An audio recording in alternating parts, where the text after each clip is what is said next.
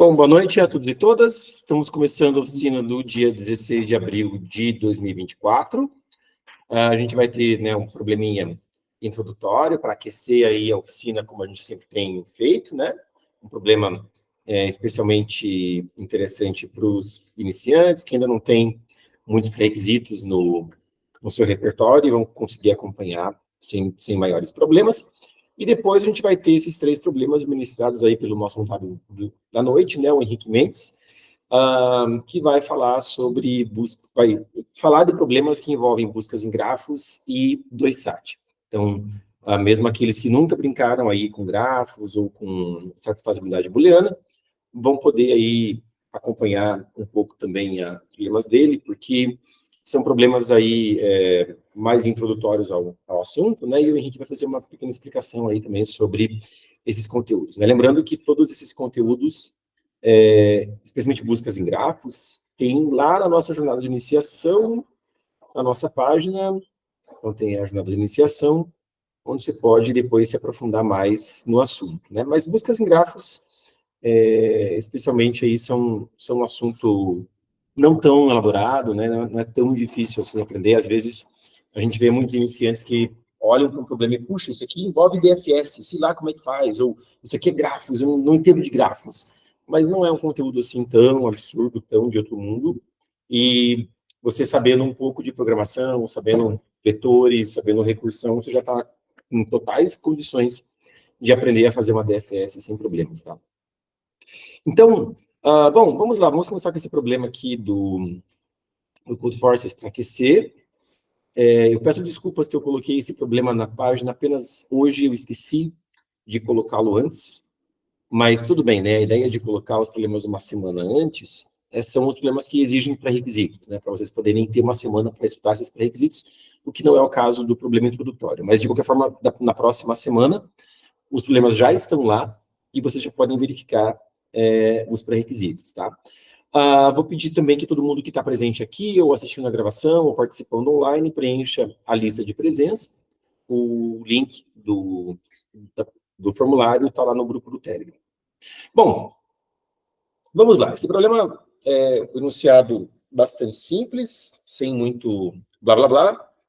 A ideia é a seguinte: você recebe um número n, que é o tamanho de um array, e um número x. Aqui no nosso exemplo, n é 4 e o x é 3. Então, a gente, na segunda linha, vai receber os elementos do array. Então, aqui eu tenho 4 elementos no array, 1, 2, 3, 7. E a pergunta é, qual que é o número mínimo de operações que eu tenho que fazer para obter no array 2 números iguais? E a operação que eu posso realizar é a operação de e bit a bit com x. Essa é a operação. E bit a bit com x. Então, aqui no exemplo, no primeiro exemplo de caso de teste, esses 4 números, eu posso escolher o número do array e fazer e bit a bit com 3. Então, qual que é o número mínimo de operações que eu tenho que, dessa operação, né, de e bit a bit com 3, que eu tenho que operar nesse array para conseguir ter pelo menos 2 números iguais. Tudo bem? Aqui no exemplo, o número mínimo é 1. Né? Não sei se vocês conseguem observar, mas se eu fizer 3 e bit a bit 7, isso dá 3, certo? E eu já tenho um 3 no array, então eu vou ter 2, 3, então uma operação. Beleza? Aqui no segundo exemplo, o array tem 2 elementos, x é 228, mas os meus 2 elementos já são iguais. Então o número de operações é 0, certo? E no terceiro caso de teste, eu tenho 3 números 1, 2, 3, meu x é 7, e aqui eu não tenho que fazer para obter 2 números do array iguais. Tá? Então, não havendo uma sequência de operações que me leve a ter 2 números iguais no array, eu vou imprimir menos 1 como resposta. Tudo bem? Alguma dúvida sobre o enunciado? Não? Bom, a primeira coisa que a gente tem que observar quando pega um problema desse, assim, né, que parece não tão imediato logo de cara, quando você bate o olho, é tentar entender um pouco o lado do problem set. Tentar entender que ele não escolheu a operação aqui de bit a bit ao acaso. Tentar entender que talvez essa operação tem alguma propriedade realmente muito interessante que torna esse problema bastante fácil.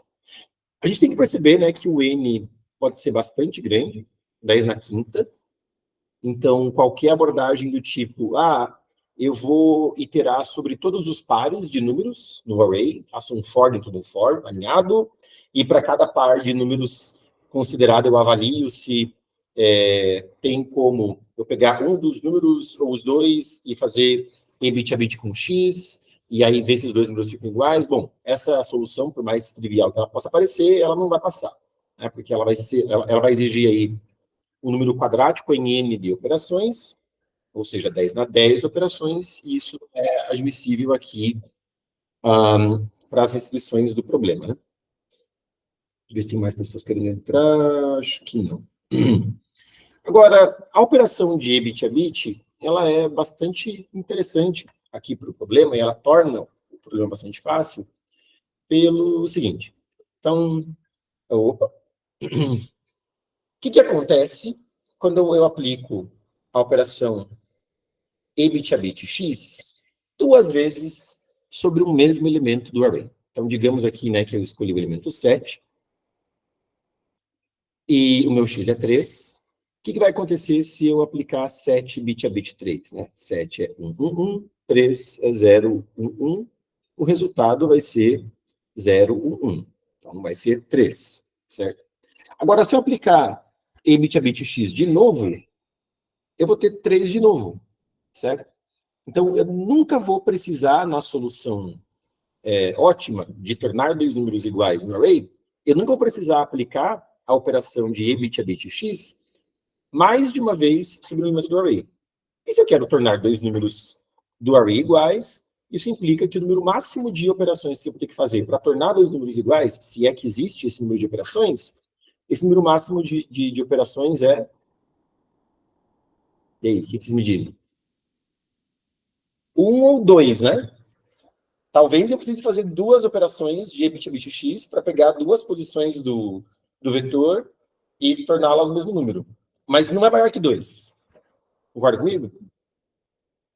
Então, a resposta está sempre no conjunto menos 1, quando não tem movimento para fazer, 0, 1 ou 2. Beleza? A resposta é um desses 4 números. Então, quando que a resposta é 0? Né? Bom, a resposta é 0 quando eu já tenho dois elementos iguais no array. E aí, qual que é a complexidade de eu verificar que eu tenho dois elementos iguais no array? Como é que eu posso fazer para verificar se tem dois elementos iguais no array? Não vou fazer for dentro de for, né? Já falou que qualquer solução aí com for dentro de for vai fazer n vezes n, né? N ao quadrado operações, isso é 10 na 10, não vai passar. Mas é muito fácil, né? Verificar se um array tem dois números iguais, é só você, por exemplo, ordenar o array, certo? Vai posição por posição, verifica se é igual à próxima. Tudo bem? Então, complexidade é O de n log n para n 10 na quinta, isso passa tranquilo. Agora, se a resposta não é 0, né, se não tem dois números iguais no array, quando que a resposta é 1? Vamos pegar o exemplo ali, né? Tenho os números 1, 2, 3, 7 no array e o meu x é 3. Então, como é que eu posso saber que a resposta é 1? Ideias?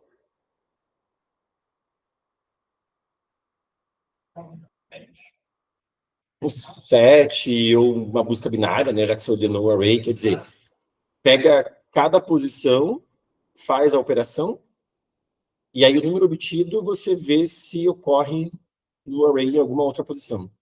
Certo? Então, você vai ter ordenado uma busca binária, se você está usando um 7, você procura no 7, mas eu vou brutando mesmo, né? Quer dizer, cada posição, faço a operação e vejo se ela ocorre em alguma outra posição do array. Tudo bem? Então, 1 fazendo a operação de short bit a bit 3 vai dar 1, e 1 não ocorre em 2, 3, 7. 2 fazendo a operação vai dar 2, 2 não ocorre em 1, 3, 7.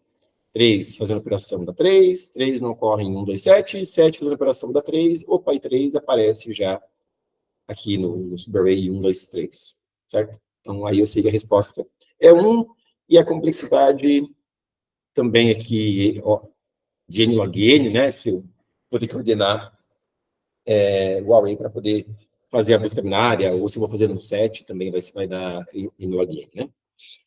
Agora, se a resposta não é 0 e não é 1, quando que a resposta é 2? A resposta é 2 quando, se eu fizer a operação de e bit a bit x com todos os números, se nesse array obtido eu tiver um número repetido. Tudo bem? Aí, é o caso aqui, né? A resposta não é 0 nem é 1, mas 7 é mapeado para 3, 15 é mapeado para 3 também, e aí eu tenho que a resposta é 2. Ficou claro como é que é a solução? Tranquilo, né? Complexidade também no log n, e para eu saber que a resposta é menos 1, é o mesmo caso anterior, né? Se eu fizer todo mundo e bit a bit x, e não obtiver nenhum número repetido, então a resposta é menos 1. Beleza? Bom, pessoal, vamos codar isso aqui rapidinho para passar a palavra já para o Henrique. Como o Bernardo falou, né, um jeito interessante de fazer esse problema é com set. Eu vou fazer ordenando mesmo o array e busca binária. Dois jeitos. Sim. É tudo n log n, né? Talvez o set tenha a constante mais elevada, por causa da árvore vermelho e preto. Opa!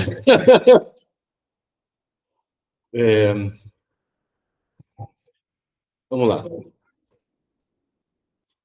10, 13b. Aí. Ops. Então, qual que é a ideia, Thiago? Qual que é a ideia? Nada? Só devo fazer. Ah, tudo bem.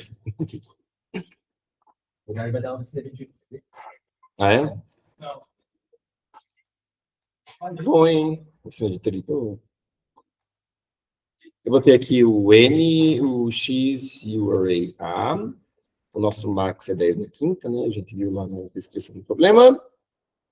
A gente começa lendo N e X. E na sequência eu vou ler os N carinhas no array. Ops.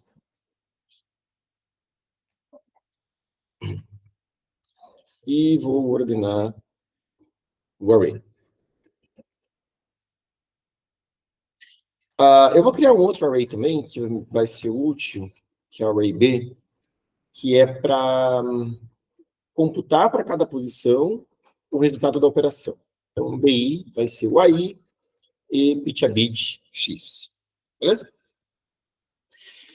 Eu vou fazer uma função chamada hasRepeated, que é uma operação aí que vai pegar o array, que já está ordenado, certo?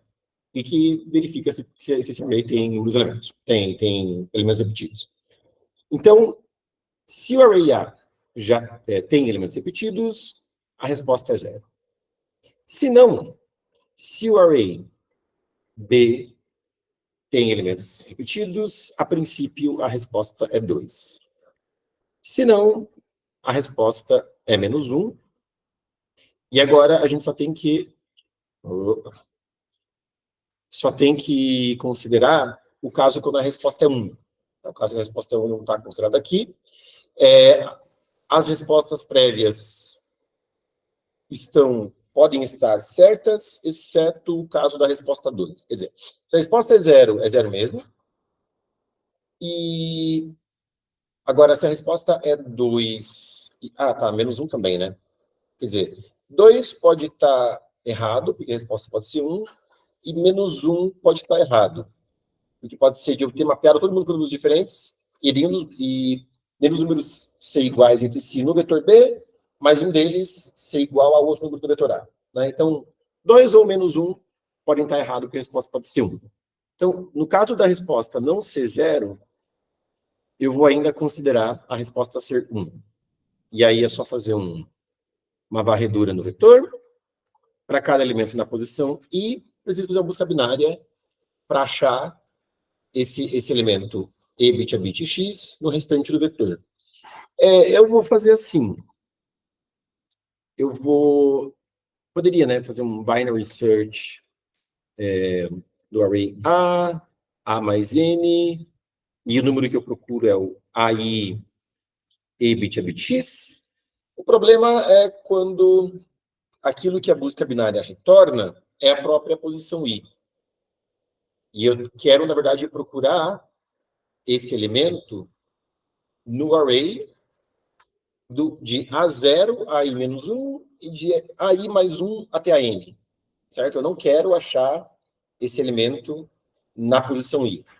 Tudo bem? Então, um jeito que eu achei legal de fazer isso é duas buscas binárias. Então, eu vou da posição 0 até a posição I-1, né? O binary search do C++, aqui é o deslocamento que marca o fim do vetor, então a posição I não entra, certo?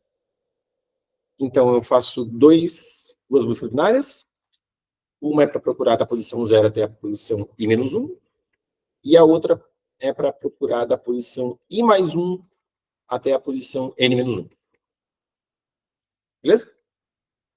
Só pode ser que esse subarray de 0 até I-1 seja vazio, no caso em que o I é 0.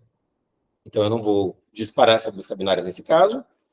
Então, eu vou garantir aqui que I é maior que 0 para essa primeira busca binária, assim como eu vou garantir para a segunda busca binária que o I não é N-1, né? Que o I é menor que N-1.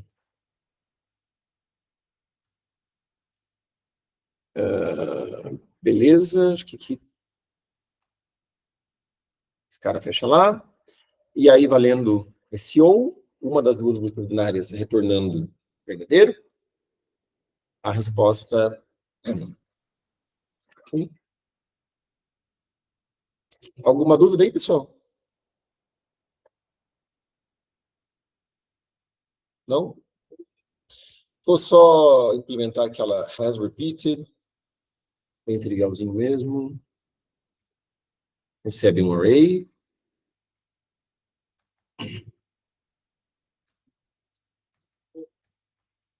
Vamos até i-2, i mais mais. Se o i igual a o i mais 1, retorna 1, se não, retorna 0. Alguém viu fazer alguma besteira aí no código? Quer comentar alguma coisa?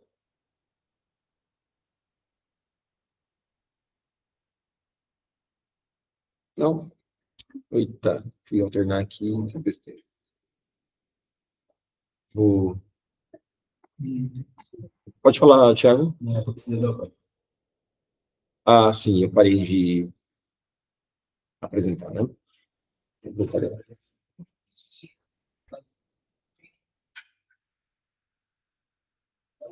Pode falar.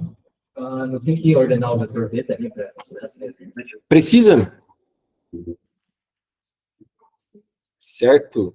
Eu tinha certeza que tinha ordenado, mas eu acho que eu só pensei em ordenar e não ordenei. Obrigado. Mais alguém? Não? Beleza.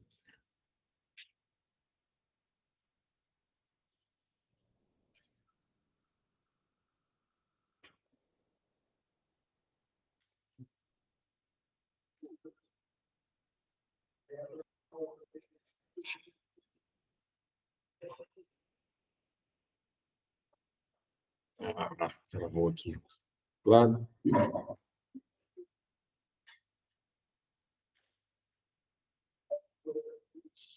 Compilar, compilou.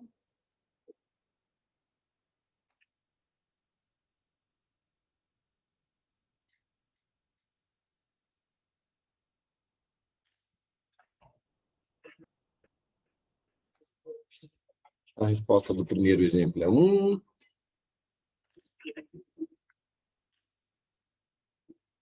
A resposta do segundo exemplo é 0. E a resposta do terceiro exemplo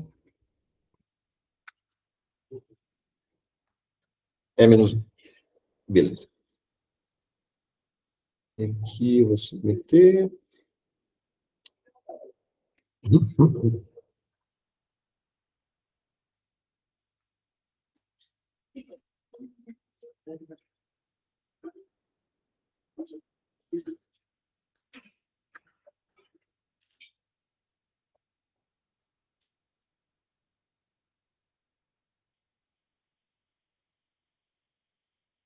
Beleza. Então agora, pessoal, vou chamar o nosso convidado da noite. Henrique Mendes, muito obrigado aí por ter esse voluntariado para ministrar a oficina para a gente. Fica bem à vontade. Plugue o cabo para poder fazer aquela transmissão. Tem a webcam aqui, se quiser usar. E é isso aí, pessoal. Pessoal, então, eu falei que seria feito um problema do Brute Forces depois do plano inicial, que era só em busca de grafos. Esse problema não vai ser feito, eu coloquei aqui o problema por engano na página, eu vou retirar isso. Pois é. Tá, eu vou apresentar dois problemas. Vai ser...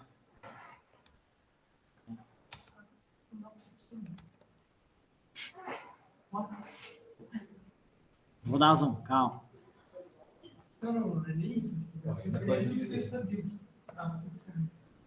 Cadê minhas coisas? Tá tudo travando aqui, vai. Tá no...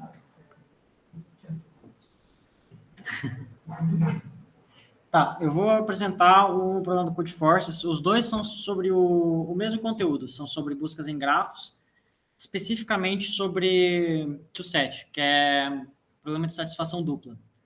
Bom, eu vou explicar mais ou menos o que é o tema a partir do enunciado do próprio problema em si. Tá, qual que é a história aqui? Era um conto sobre Sherlock Holmes, e o Moriarty prendeu N pessoas em N quartos. Ok. Daí, cada um dos quartos, inicialmente, está com uma porta aberta, a porta ou aberta ou a porta fechada. Daí, você tem M interruptores que estão ligados nesses N quartos. Só que esses interruptores, cada um pode estar ligados em quantos quartos forem. Só que tem uma restrição, que é o que está escrito aqui. Que cada porta de cada quarto está ligada em exatamente 2 switches, não mais, não menos, exatamente 2. Se for para destacar as duas informações, as principais informações importantes aqui. A gente tem N quartos, cada um com uma porta. N portas, logo. M interruptores. E a parte mais importante, que é de onde vai sair a solução para o problema, é que cada porta é controlada por 2 switches, 2 interruptores. Tá. Para esse exemplo aqui, a gente tem 3 portas e 3 switches. São os primeiros 2 números. Os estados iniciais é 1, 0 e 1. A porta aberta, fechada e aberta. Daí, depois está descrevendo como que funciona o ligamento dos switches. Para o primeiro switch, ele está ligado em 2 portas, que são as portas 1 e 3. O segundo, ligado na 1 e na 2. E o terceiro na 2 e na 3. Tá. Daí, o problema é que eu descubra. Existe alguma maneira de eu apertar esses interruptores de modo a deixar todas as portas abertas? Sim ou não? Tá, mas por que a resposta aqui é não? Bom, se fosse para deixar tudo fechado, teria como. Tá bastante visível que se você fosse apertar o primeiro, já ia fechar as duas que estão abertas e estaria tudo certo. Mas, por que não funciona? Bom, aqui a gente, digamos que abusa da interpretação do que o problema deu. Quando uma porta está aberta, se ela é conectada por 2 switches, e você quer manter ela aberta, os seus 2 switches têm que estar no mesmo estado. Ou seja, se estão os 2 desligados, você tem que deixar ou os 2 desligados ou os 2 abertos. E um caso bem parecido, quando a porta está fechada, você obrigatoriamente tem que ter os switches em um estado diferente. Digamos, se eles começaram os 2 desligados, você tem que deixar um ligado e outro desligado, ou o inverso. Qualquer outro estado vai manter a porta fechada. Daí, isso se traduz para esse cara aqui. Para minha primeira porta, está conectada no switch 1 e no switch 2. Isso implica que o meu switch 1 tem que ser igual ao switch 2. Ou seja, se eu tiver que o meu switch 1, ele está... Aqui eu estou usando digamos que uma notação em que Se o meu switch 1 está ligado, isso implica que o switch 2 está ligado. E se o switch 2 está ligado, isso também implica o switch 1 ligado. Ou seja, é um C somente C. A implicação vale para os dois sentidos. E a mesma coisa vale para as negações. Switch ligado e desligado. Eles têm que estar em estados iguais. Para o switch 2 e switch 3, que é o caso da segunda porta, a porta está fechada. Então, meus valores têm que ser diferentes. Logo, se eu tenho um switch 2 ligado, eu tenho que ter o 3 desligado. Se eu tenho 2 desligado, eu tenho que ter o 3 ligado. E para a porta 3 é um caso extremamente parecido, que é bem parecido com o da porta 1, é igual. Ok. Isso aqui, digamos que já deixou na cara que dá para criar um grafo que vai lidar com as implicações do que a gente criou aqui. O gráfico fica com essa cara aqui. Como a gente tem implicações para os dois sentidos, a gente basicamente tem um gráfico que não é direcionado. Então, eu tenho todas aquelas conexões que estavam aqui nesse slide, estão aqui. Tá, por que minha resposta é não? Bom, se você, digamos que fala que o switch 1 está ligado, isso implica switch 3 ligado, isso implica switch 2 desligado, e o switch 2 desligado implica switch 1 desligado. A gente chegou numa contradição. Isso é um problema. Bom, se você analisa por esse cara aqui, você percebe que não tem solução. Porque, ó, você tem que ter 1 igual a 2 e 1 igual a 3. Por, digamos que, transitividade, você teria que ter 2 igual a 3. Mas não é. 2 tem que ser diferente de 3. Isso é impossível. E como que a gente traduz isso para um grafo? Se você começa em um switch ligado e tem um caminho para o switch desligado, você não tem solução. Mas se você não tem nenhum caminho, nem de ida, nem de volta, nesse caso é a mesma coisa, porque o grafo não é direcionado, você tem uma solução. Nesse problema, a gente não quer construir a solução. É só saber se tem ou não. Ok. Por outro caso de teste. Rapidinho esse aqui. 3 portas, estados 1, 0 e 1. Switch 1 ligado nas 3 portas. Switch 2 ligado só na do meio. Switch 3 ligado na primeira e na última. Tá. Vou fazer a mesma coisa. A mesma lógica que eu fiz com as portas para criar essas afirmações aqui, vou fazer aqui. Para minha porta 1, ela está aberta, então o switch 1 tem que ser igual ao switch 3. Minha porta 2 está fechada, então o switch 1 tem que ser igual, diferente do switch 2. Para a porta 3, switch 1 igual ao switch 3. Mesma coisa, constrói o grafo. Aqui, digamos que para o 1, você não tem nenhum jeito de chegar para o não 1. Para o 2, você não tem nenhum jeito de chegar no não 2. E para o 3, você não tem jeito de chegar no não 3. Tá, mas como que isso aqui se traduz para código?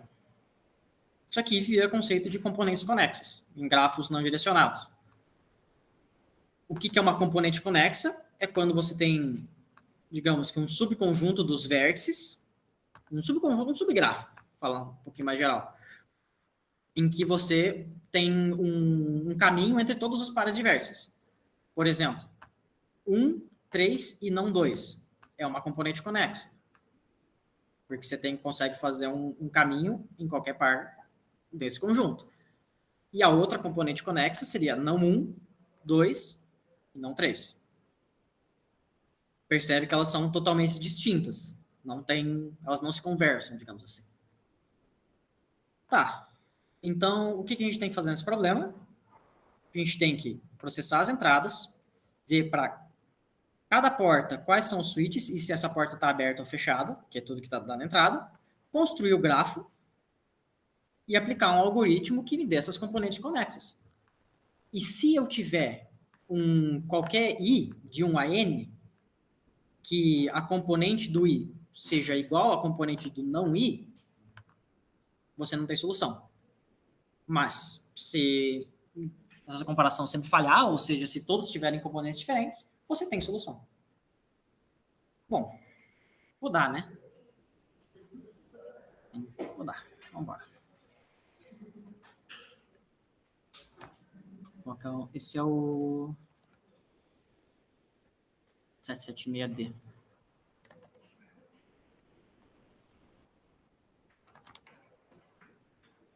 Tá.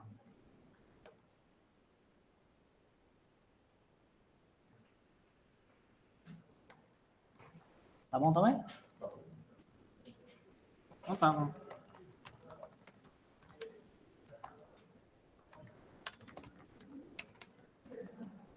Tá. Amém. Porque o negócio, porque eu não sou que nem o professor Zatesco, que gosta de ficar usando scanf, printf, eu uso senseout. Daí a gente coloca essas duas linhas de template aqui para, digamos que, acelerar o senseout, porque ele, se você usar a implementação padrão dele, ele é mais lento. Mais lento.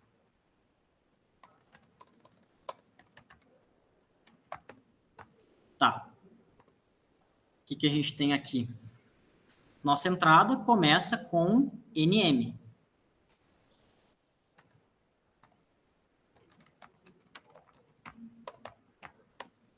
Tá. Daí, a gente tem...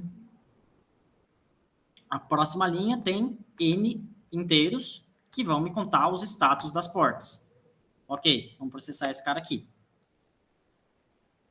O meu estilo de codar, eu gosto de fazer isso aqui.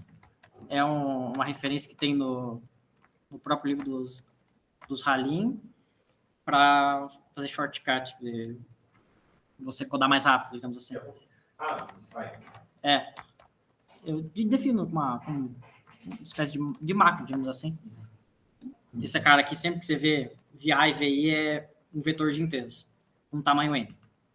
Tá, vamos processar a entrada. Tá em tela cheia isso aqui.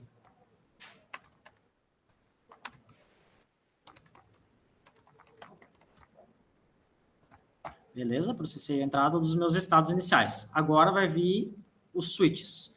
Vou ter M linhas, cada linha começa com um inteiro X, e depois os que vão ser efetivamente as portas conectadas a cada switch. Tá. Então,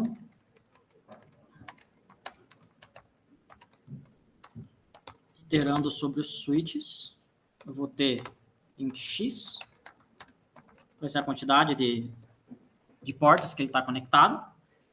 Daí, eu vou ler X entradas. Chamar de porta. Tá. Daí, aqui, o que eu tenho que fazer? Eu tenho que, para cada porta, eu tenho que armazenar a informação de quais são os switches conectados com elas. Então, o que, pelo menos foi a minha estratégia para ver o que eu achei mais conveniente, é que eu tivesse um vetor de pares, que cada posição desse vetor eu tenho um par, com que são cada um, o first e o second, é os dois switches que estão no meu... ligados à minha porta aí.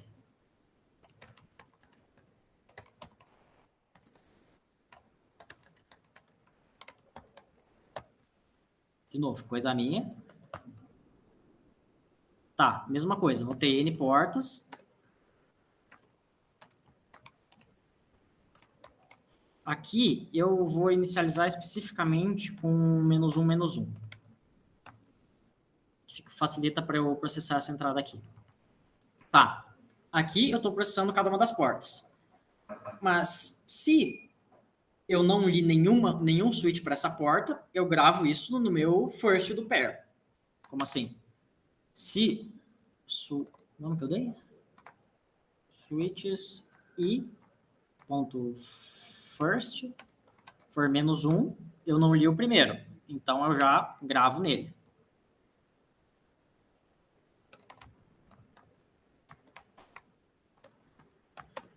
Mas se eu já li o primeiro, esse cara aqui não vai ser -1, ele vai ser o valor da minha porta. Else, daí eu já gravo no segundo. Ah, aqui, um detalhe. As portas são, deixa eu ver, onde é que está a informação? As portas estão numeradas de 1 a N, mas eu estou fazendo o vetor com tamanho N. Isso poderia me dar um problema. Mas, aqui, no outro, eu vou simplesmente dar um porta menos menos para eu voltar para o meu range de 0 a n menos 1, daí eu fico com um vetor de tamanho n e dá tudo certo. Certo. Aqui eu processei a entrada. Em cada posição i desse vetor, representa uma porta, e o first e second representa os switches dessa porta. Agora,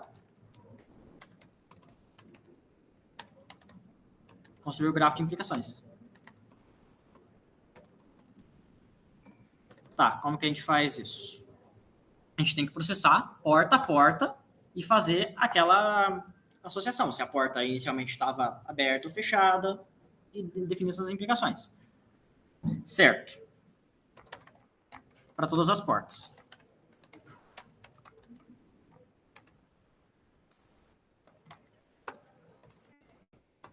Tá, eu vou definir que o meu switch A como o meu primeiro switch e B como o segundo.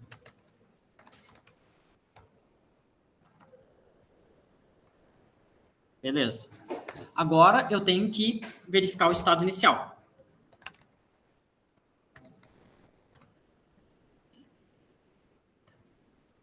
O estado 1 em 1 aqui, deixa eu ver, ó. Esses caras contam status. Se o meu for 0, a porta está fechada. Se ele for 1, ela está destrancada, ela está aberta. Tá, então, se minha porta está aberta. Minha porta está aberta, eu quero que meus switches sejam iguais. Então, na minha lista de adjacências, que eu já vou criar aqui em cima, eu vou criar ela global, porque eu vou usar em outra função depois, que é a função da DFS. E daí eu já faço a alocação dela aqui. Sim, eu uso a alocação de memória não estática.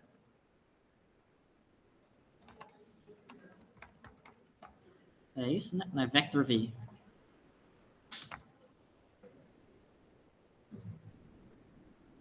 O cara é aqui. Implementação de lista de adjacências. Cada posição desse vetor vai ser uma lista com os vizinhos no grafo, os vizinhos de naquele grafo. E aqui, vou voltar para a lógica que a gente estava. Ok, eu quero porta aberta, então A é vizinho de B. Adjacente de A, eu adiciono o B. E o inverso é válido também.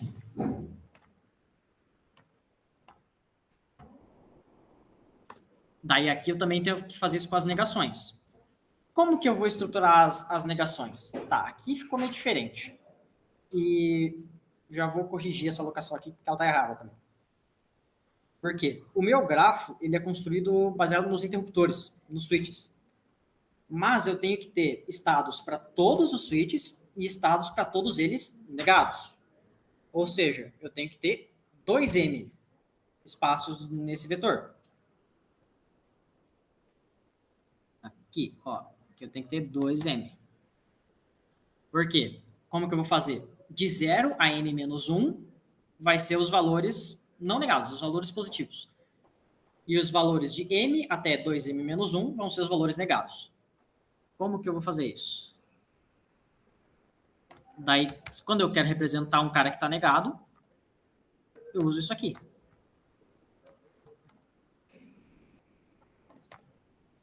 Daí, sempre que tem um mais m, eu sei que eu estou lidando com um cara que está negado. E aqui eu tenho que fazer a conexão para o negado também, para o inverso, porque o grafo não é direcionado. Beleza. Agora o outro estado. Que é o estado em que a porta está inicialmente fechada. Eu quero que eles sejam diferentes. Vai ser muito parecido isso aqui. Tanto que eu vou copiar. Só que eu tenho que ligar, se lembrar do slide, digamos que A com o não B. E o meu B com o não A. Então, vou seguir a minha representação. Aqui. E aqui o não A vai para o B. E o meu B vem para o não A. Beleza. Construímos a lista de adjacências. que a gente tem que fazer agora? É a ideia do nosso algoritmo. Marcar os componentes conexos. A gente vai fazer isso com DFS. Tá. Para isso, eu já vou ter que declarar a função da DFS e declarar o meu vetor dos componentes, que vai precisar ser global. Então, vamos lá para cima. Vou usar um vetor das componentes. Tá, meu vetor dos componentes, ele vai ter que ter a referência para componente para todos os interruptores, os 2M interruptores. Então, eu vou ter um VI de tamanho 2M. Tá. Daí, eu vou aproveitar e declarar a DFS aqui também.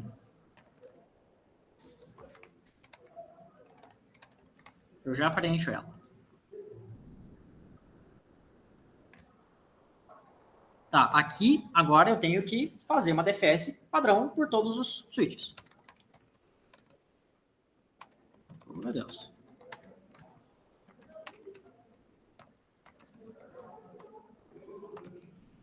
Vou fazer assim, ó. Daí, se meu estrutura da FDFS, se o meu nó ainda não foi visitado, meu vértice ainda não foi visitado, eu visito ele. Ou seja, se a componente desse cara ainda não foi marcada, eu visito. Tá, daí o primeiro valor é o nó que eu estou visitando e o segundo valor é o valor que eu quero usar para marcar a componente. Eu vou usar qualquer valor que seja diferente de 0. Aqui, 1 e mais 1 resolve. Beleza. Daí agora eu tenho que fazer aquele teste sobre as componentes, para ver se todos eles são em componentes separadas, todos os pares positivo e negativo.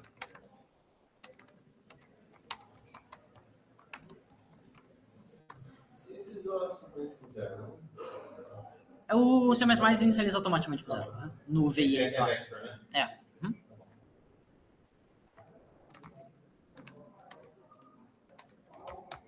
Tá. Daí, ó. Aqui, se em algum dos casos eu encontrar que a minha componente do meu I for igual à componente do I negado, eu já sei que eu não tenho resposta. Daí eu só posso dar um cout na resposta aqui no final.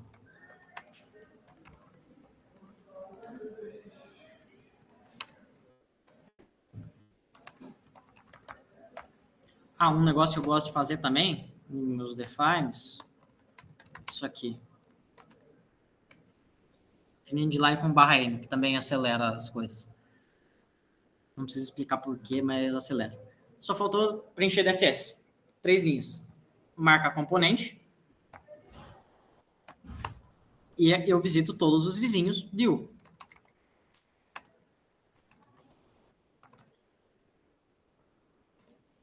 Se não foi visitado, visite, marcando a mesma componente. Ok. No caso, está declarado aqui embaixo, né?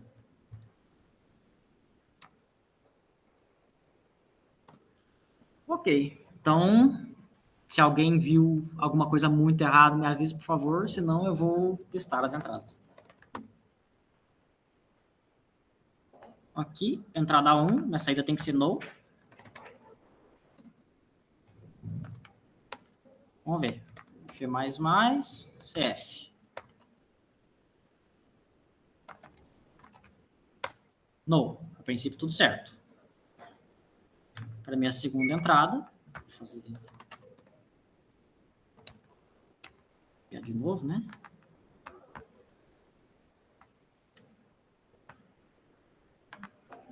Copiou.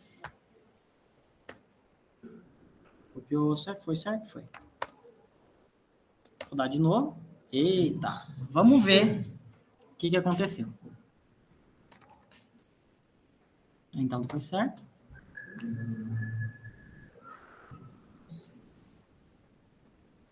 Dei porta menos.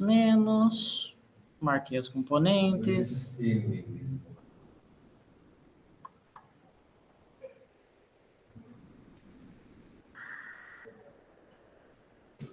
Para todas as portas, marcar os componentes, menor que 2M mesmo. E mais M, isso aqui não é para segflow. no endline. Meu comp tem tamanho 2M? Meu comp tem tamanho 2M. Switches. Referente às portas, tem N portas, tá certo. Então, estados iniciais das portas, N, tá certo.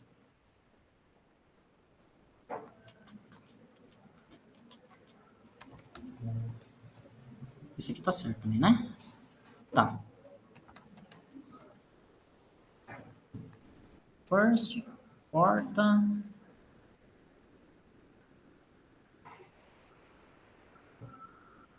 Errado, else.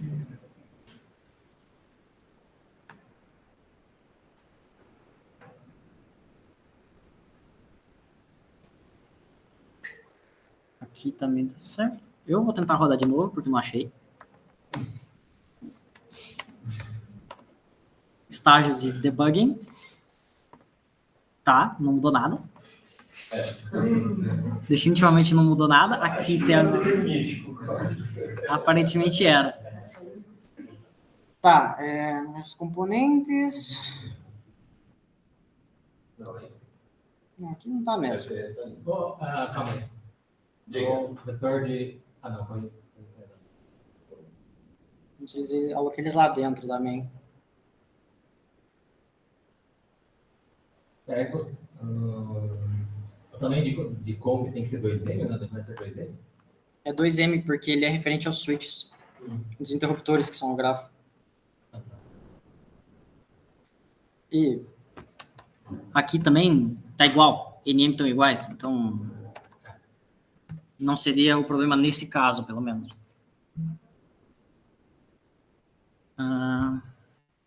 Estados iniciais. Só uma contagem, né? Certo. Porta. Ah, não, isso aqui tá errado. O meu switch é referente à minha porta. Sim. E daí, o meu... Então, e quem é o switch é o I. Isso aqui tá invertido. É isso. Aqui eu tô iterando nas M entradas dos M switches. Daí eu leio as portas e o switch para cada porta recebe o meu... Essa nomeação aqui ficou meio esquisita. Digamos que me atrapalhou. Mas tá. Agora deve ir. Yes. E esse cara aqui.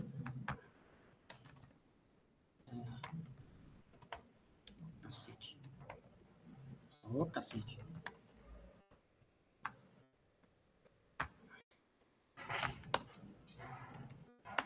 No. Ok. Princípio tudo certo.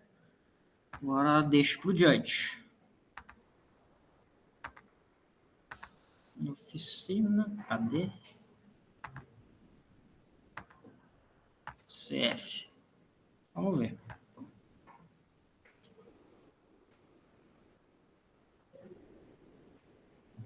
Rodou vários, esse é um bom sinal. Foi.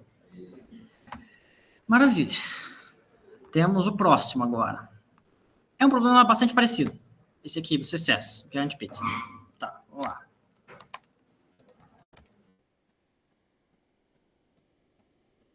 Tá, aqui, ó. Qual que é a história? É uma família de N pessoas, vai para uma pizzaria. Cada pessoa tem seus gostos de sabor de pizza. E essa pizzaria tem N opções de sabores, de toppings. Daí, qual que é o formato dos gostos das pessoas? Ela pode ou gostar, ou ela quer um sabor em específico, ou ela não quer um sabor em específico. Minha pizza obrigatoriamente tem que ter calabresa e não pode ter portuguesa, por exemplo. Seria um gosto válido. Ok. Daí, qual que é a pergunta? As N pessoas vão dar, cada uma, 2 desejos. Esses 2 desejos vão ser da forma: eu tenho esse sabor e eu gosto ou não gosto dele. Para 2 sabores. Tá. Conhecendo o problema anterior, e sabendo já que isso aqui envolve toolset, aqui que está a nossa restrição, que é semelhante do problema anterior. Cada pessoa tem exatamente 2 desejos, não mais nem menos. Então, minhas implicações vão ser por aí. Tá. Eu tenho N pessoas, M possibilidades de toppings, e cada um tem 2 desejos. Tá. Se naquele problema a gente tinha as N portas com os M interruptores e as implicações entre M e não M, entre os interruptores e as negações deles, aqui a gente vai ter um caso muito parecido. As N pessoas têm cada um seus 2 desejos, que vão ser entre os sabores, entre os toppings. E esses caras vão ter implicações entre eles. E, além disso, aqui nesse caso eu vou ter que construir uma solução. Eu vou ter que falar como que vai ser construída essa pizza. Tá. Tem que falar quais sabores podem estar ou não estar nessa pizza. E se quer atingir, se quer alcançar, atender pelo menos um desejo de cada pessoa. Todas as pessoas, exato. Pelo menos um, não necessariamente 2. Mas, daí eu quero saber, é possível? Se não for possível, printa impossível. Se for possível, dê um exemplo dessa pizza. Ok. Exemplo de entrada. Aqui, a primeira pessoa falou que gosta do sabor 1 e gosta do sabor 2. Tá. Então, aqui, o esquema das implicações fica um pouquinho diferente. Se eu tenho 1, meus gostos são 1 e 2, e eu não tenho 1, obrigatoriamente tenho que ter o 2 nessa pizza para satisfazer essa pessoa. Mas o inverso não é verdade. Se eu já sei que eu tenho 2, eu não posso afirmar que eu não vou ter o 1. A volta não é necessariamente verdade. A verdade é... não é verdade. Ponto. Só que o que é válido? Aqui é uma implicação. A contrapositiva é válida. Então, se eu não tenho 1, eu tenho que ter o 2. Se eu não tenho 2, eu tenho que ter 1. Tá, isso aqui. Para a próxima entrada. Não gosto do 1 e gosto do 3. Se eu tiver o 1, eu obrigatoriamente tenho que ter o 3, porque ela não gostava do 1. E se eu não tenho o 3, eu também não posso ter o 1. Dá essas implicações aqui. De novo, não é de 2 caminhos. Esse grafo aqui não vai ser não direcionado. A gente vai ser direcionado, porque a volta da implicação não é válida. E para finalizar esse exemplo, 4 e menos 2. Mais 4 menos 2. Gosto do 4, não gosto do 2. Se eu não tenho 4, não posso ter o 2. Se eu tenho 2, obrigatoriamente tenho que ter o 4. Ok. A partir disso aqui que a gente vai construir o grafo. Tá aqui. Todas as representações estão aqui. De não 1 para 2, tá aqui. De não 2 para 1, tá aqui. Tá todas aqui. Aqui, digamos que o CCES ele é meio maldoso, porque ele não te dá muitas opções de caso de teste. Aí, esse é o único caso de teste que ele te dá no enunciado. Não tem, por exemplo, um cara que é impossível. Então, se você não tiver, digamos que um conhecimento prévio nesse assunto, não tiver uma suspeita do que faz, você não vai ter um caso para ver, isso aqui que está acontecendo, para definir que não é possível. Mas, como a gente já conhece o outro problema, vai ser um cara muito parecido. Lá no outro, a gente teria um problema se eu achasse um caminho de 1 para não 1 ou de não 1 para 1. Isso significaria que os dois estão conectados e eu tenho uma contradição. Aqui não vai funcionar bem assim, vai ser um pouquinho diferente. Por quê? Porque, digamos, que eu tenha algum jeito de ir de 1 para não 1. Como que seria, digamos que um jeito de eu criar essa pizza? Um algoritmo que eu poderia usar para atribuir os valores para os sabores. Eu poderia pegar um vértice e para todos os adjacentes deles e espalhando essa afirmação como verdade. Como assim? Digamos, se eu tenho 1, aqui eu atribuo 1, tá? Eu tenho sabor 1, então eu tenho sabor 3. E se na minha iteração eu passar pelo não 1, eu já sei que eu já tenho sabor 1, então eu não vou fazer nada com esse cara. Seria assim uma ideia de algoritmo. Só que, onde que está a sacada? Se eu tenho só um dos caminhos, eu consigo contornar. Se eu tenho caminho de 1 para não 1, mas eu não tenho a volta, eu consigo começar minha atribuição pelo não 1. Porque daí eu evito esse caminho do 1 para o não 1. Daí eu evito a contradição. Tá, e qual que é O único caso em que você não consegue contornar é quando você tem um caminho tanto de 1 para não 1, quanto de não 1 para 1, quando você tem os dois caminhos. Par de vértices que tem caminho de ida e volta em grafos direcionados é componente fortemente conexa. É aqui que vai ser o código. Tá, então o que a gente vai ter que fazer? Processar a entrada das pessoas, construir o gráfico das implicações, achar as componentes fortemente conexas desse grafo e falar. E analisar do mesmo jeito que a gente fez no outro. Se 1 e não 1 estão na mesma componente conexa, eu não tenho solução.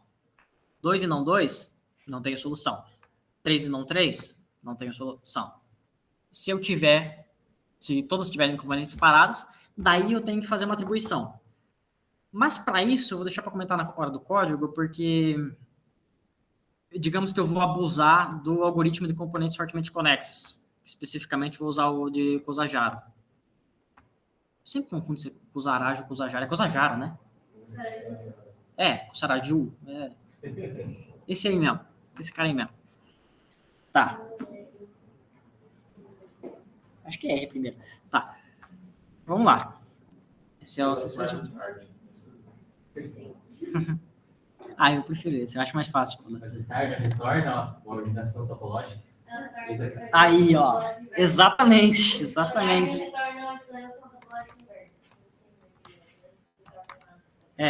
Mas inverter linear, gente. Exato. Não muda a complexidade. Tá. Vamos lá. Processar a entrada.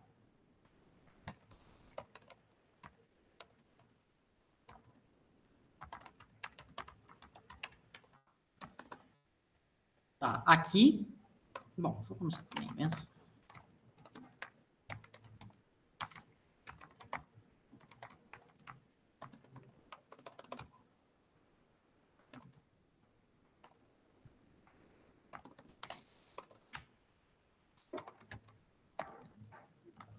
Tá. Processar minha entrada. Primeiro eu tenho NM.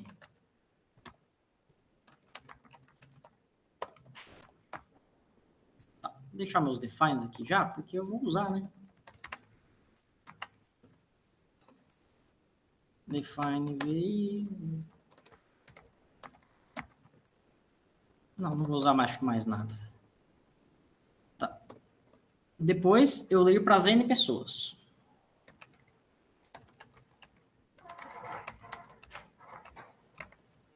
Tá, eu vou ler 4 caracteres aqui. Eu vou ler quais que são os meus, digamos, os sinais aqui, que é mais ou menos, que nem na entrada. E o valor do meu sabor. Meu topping. Essa ordem. Ok. E os meus sabores. Agora, a gente vai ter que analisar do mesmo jeito que a gente fez os slides lá para os grafos. Se eu tenho o meu sinal como mais, digamos, que nem aqui, no exemplo, mais 1, mais 2, eu tenho que não 1, uma aresta para 2. Ok, então, como que eu posso fazer isso aqui? Eu vou primeiro fazer um if com sinais. Se 1 for mais...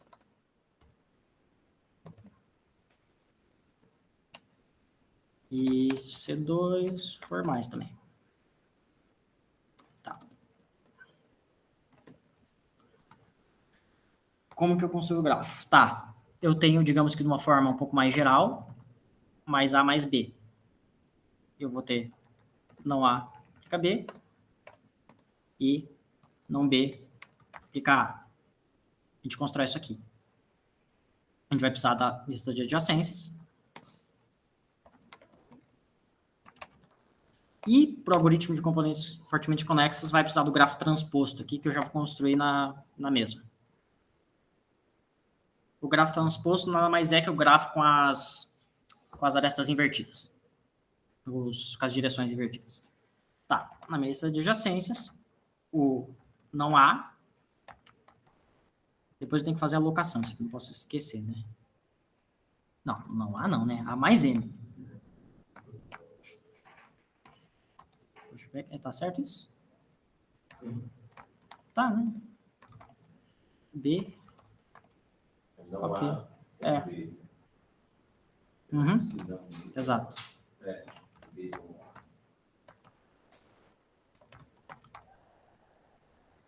Ok. Não há implica B, não implica A. Exato.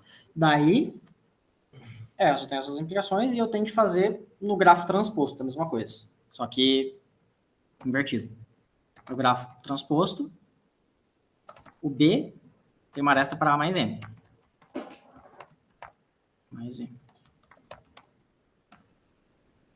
E aqui também eu vou ter... Eu não declarei o A, né? É T1. Ah, preguiça.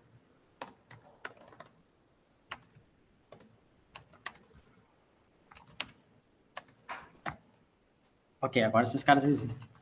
Desculpa a dele trabalhar com as bolsas, só que se não tiver dois literais de mesma variável e uma mesma componente complexa, você vai identificar em qual dos dois gráficos que uma precede a outra? Não, eu vou usar esse aqui só para o meu cosarade funcionar. Porque daí ele primeiro tem a DFS na ordenação topológica, daí topológica no transposto.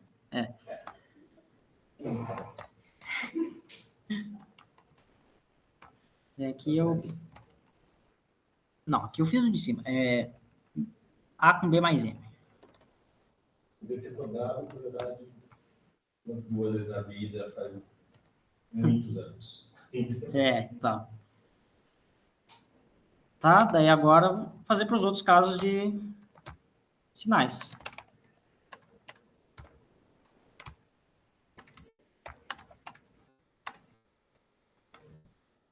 É assim primeiro. Tá, vou botar essa aqui tela cheia que fica melhor. Tá, daí eu tenho... Ok.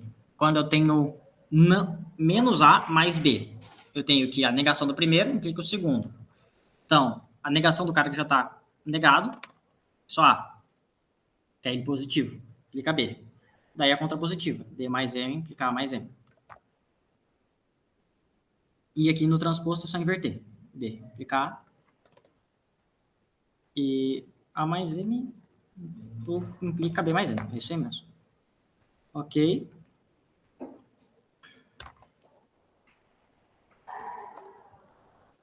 Tá, daí é bem parecido. Dá para otimizar isso aqui? Dá. Mas... Aí 4 vezes, né? eu concordo que tá bem feio, mas... Fica trocando sinal e mais M, menos M e passa. Não tá tudo certo. Tá. O ruim é se botar algum type, daí eu acho. Pois é. Tá, aqui, negação do primeiro, menos implica o segundo. Mais M. Contrapositivo. B implica mais M. Não, implica A. Não. B implica A. Não, tá esquisito isso aqui.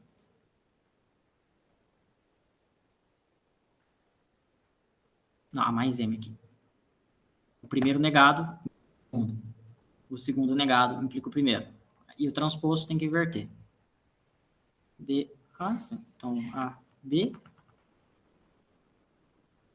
E A mais M, B mais M. Aqui tá certo. Daí, aqui é o caso menos A, menos B. A última linha tem errado ali, né? Tá. B implica no A. Aqui, é verdade. A implica B, não B implica no A. Obrigado. Eu ia demorar para achar isso. Se passa, vai demorar para achar isso. Ok, vamos lá. Ok, tá aí. Tá. Mesma coisa. Copiar. Menos A, menos B. Nego o primeiro, fica positivo, implica o segundo. Nego o segundo, fica positivo, implica o primeiro. Tá negado. Daí eu inverto.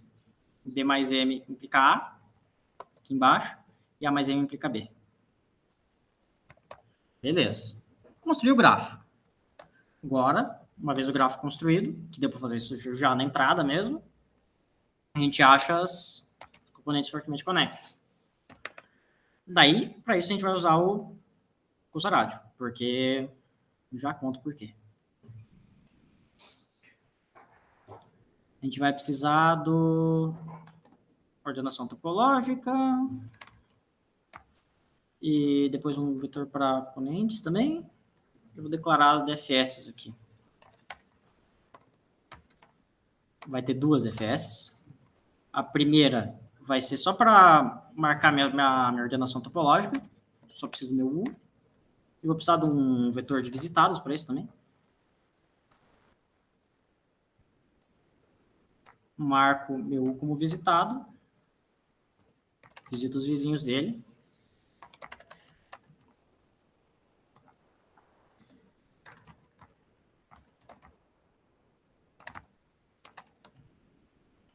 E daí, para eu achar minha ordenação topológica, aqui eu vou adicionar esse cara na ordenação topológica, que tem que estar declarado em cima. Aqui.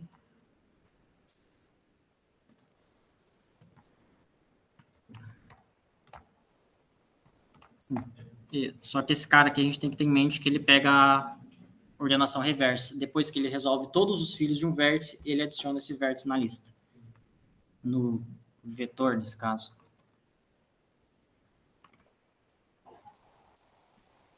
Tá, ok. A gente usa essa DFS.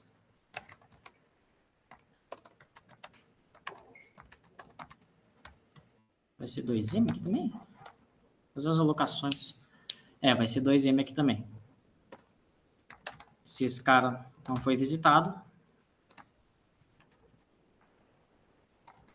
Beleza. Faltou mesmo. Beleza. Ok. A partir daqui a gente já tem nossa ordenação topológica, só que reversa. Como um ODN para reverter não, em teoria, não muda a complexidade assintótica, só porque fica mais fácil de codar depois, não seria difícil de não usar isso, mas fica mais fácil usando.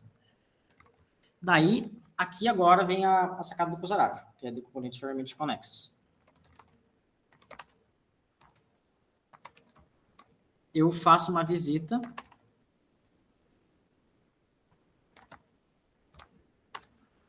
digamos que diferente. DFS2 vai ser outra DFS em U, que daí eu vou marcar as componentes fortemente conexas. Só que esse cara aqui, eu vou precisar da ordem dessas componentes. Aqui eu vou inicializar ele como 1, dar um mais aqui. Beleza? A princípio é isso, daí declarar essa DFS2 lá em cima. Aqui é DFS1.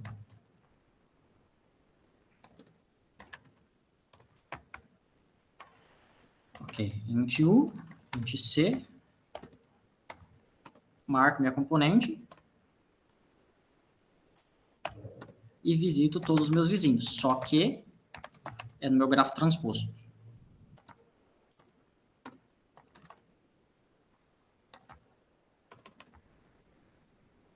De V, eu visito de novo nessa DFS o V, marcando na mesma componente. Beleza, essa DFS é só isso. Tá. Ok. Marquei minhas componentes. Agora, a gente faz o caso para detectar quando que é impossível, que é quando a gente tem digamos, o I e o não I em uma mesma componente fortemente conexas. Então, a gente só vai iterar no vetor.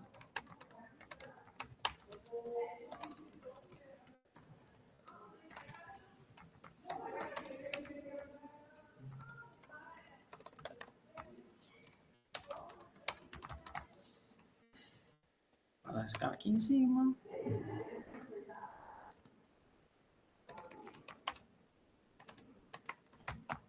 Tá. Daí, se falhar aqui,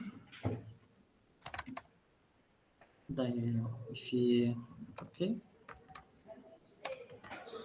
Já dou um cout em impossible.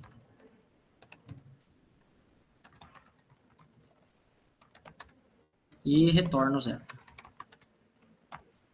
Tá. Daí aqui, detectamos quando que é impossível. Depois a gente teria que detectar, digamos que criar a nossa pizza. Criar o caso que satisfaz. Como que a gente vai fazer isso? Tá. Seria com aquela lógica de que eu tenho que utilizar primeiro os caras, os que são os meus vértices, que estão depois da versão deles negado. Digamos, se eu tenho um antes de não um, eu tenho que usar primeiro o não um. Primeiro o cara que está depois. Ou seja, aqui em cima, eu já tenho minha ordenação topológica. Quando eu tenho esse caso em que você tem um caminho de 1 para não 1, é garantido que na minha ordenação topológica, o não 1 vai estar depois. Ele vai estar depois nesse vetor, no TS, Topological Sort. Ok. Então, a gente vai abusar disso. Como que a gente faz?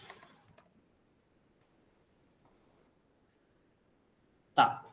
Se minha componente do I for maior do que minha componente do I negado, eu vou atribuir um valor. Que valor? Se eu visitei depois, quer dizer que esse cara veio aqui e veio com o maior. Ele veio depois na minha ordem topológica. Ou seja, eu vou declarar esse cara aqui. Eu tenho M toppings. Tá. Vou fazer assim. Vai ficar mais fácil depois do dar out. Tá. Aqui, meu if. Se ele for marcado depois, então é esse cara que eu tenho que negar. Esse cara que eu tenho que, digamos, afirmar que é verdade. Então, eu falo que eu tenho esse sabor. Mas, se não é esse o caso, se é o caso em que minha componente que está marcada para o I for menor do que o I negado, significa que eu marquei o I primeiro. Ou seja, eu tenho um caminho, ou eu potencialmente tenho um caminho, não necessariamente tenho, mas o único caminho que eu posso ter é o meu caminho de I para I mais M. Então, eu falo que I mais M é verdade.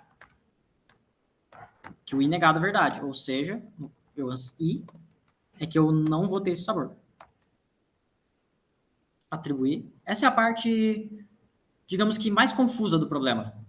De longe. Você tem as componentes fortemente conexas, detectar quando é impossível é tranquilo. Daí, se você usa especificamente o Cosarage no lugar do Tardian, isso aqui fica mais fácil. Por quê? Porque a ordenação topológica já dá isso para você. Basicamente pronto.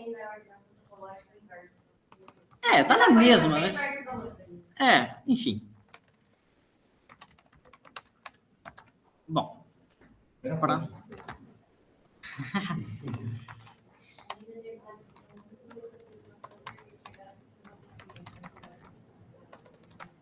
Tá, daí eu simplesmente dou um out na minha resposta. Para todos os caras que eu gravei aqui, out. Tá. O que eu faria seria contrair as componentes. Aí fazer uma DFS de volta para pegar a operação e marcar. Aí eu vou fazer na operação, cada variável eu vejo qual aparece depois e marco de acordo. Como ele fez aqui. Tá. Eita, o que eu colei aqui? Colei depois, né? É isso aqui tá sobrando? Ok, só temos esse caso de teste. Infelicidades do CSS. Tá, vamos ver. Esse cara aqui tem que dar uma saída válida. Não necessariamente a mesma, mas tem que ser uma saída válida. Eita, vamos... Ok, eu esqueci de fazer a locação, né? Eu não fiz nenhuma locação aqui. Beleza. Essa vez foi fácil encontrar o problema. Vou fazer para todos esses caras aqui. Tá. Esses caras aqui... vai ser para todos os meus sabores, né? 2M. Daí eu vou ter as componentes fortemente conexas, o meu vetor de visitados que eu uso na primeira DFS. Esses caras têm que servir de tamanho M só? Não, 2M também. E faltou um, que é o da... o TS eu não preciso inicializar porque eu estou dando pushback aqui. É uma lista só. Bom, a princípio é isso.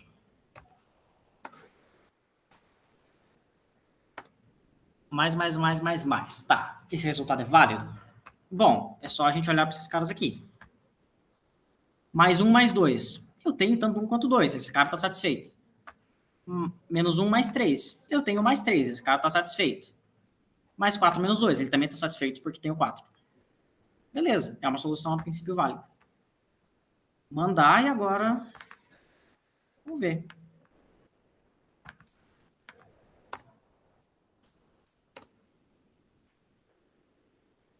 Se passa.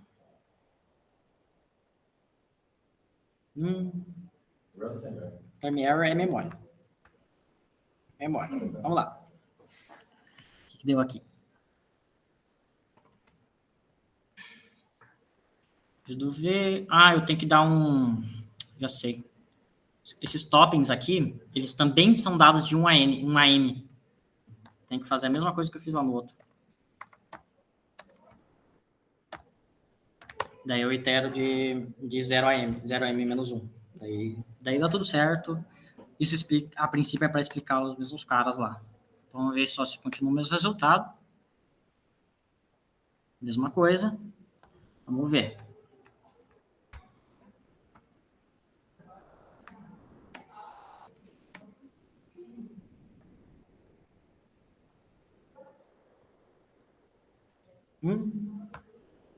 Problemas. Eu salvei o arquivo? É que pode ser que wrong answer só por causa do shift dos sabores mesmo, né? Isso muda o meu grafo. Vamos ver. DFS1. Ter aqui, vis V, DFSV. Ok. DFS2 é só um grafo transposto. Ok. Pedro falou que você está incrementando antes de ler. Ali, ó. Onde? Números menos, fez antes de ler. Verdade. Obrigado. Daí dá problema mesmo. Eu vou mandar direto, né?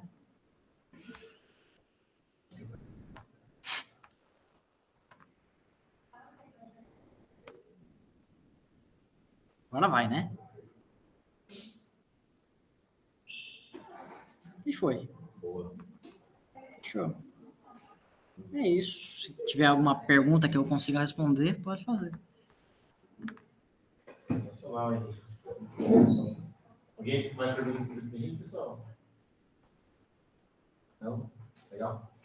Só então a gente encerra agora a nossa oficina. Agradecer mais uma vez aí o Henrique pela presença, por ministrar a oficina com a gente. Quem ainda não se voluntariou para ministrar alguma coisa do clube, se voluntaria lá na planilha do voluntariado. A gente vai deixar o lab aberto aqui para o pessoal poder treinar. Eu botei um treininho bacana lá na página.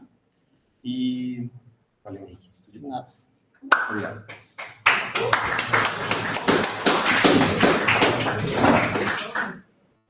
Só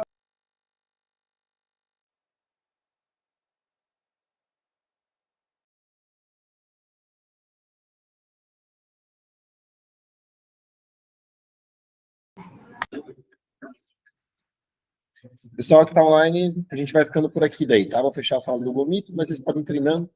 Tudo de bom. Abraço.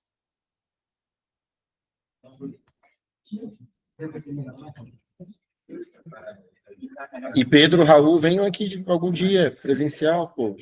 Legal ter vocês com a gente aqui. Valeu. Valeu, Espada. Até mais. Abraço. Pedro faz tempo que não vem, né? Hã? Pedro faz tempo que não vem. O Pedro faz tempo que não vem. Verdade. Pô, Pedro. Parece aí, Pia.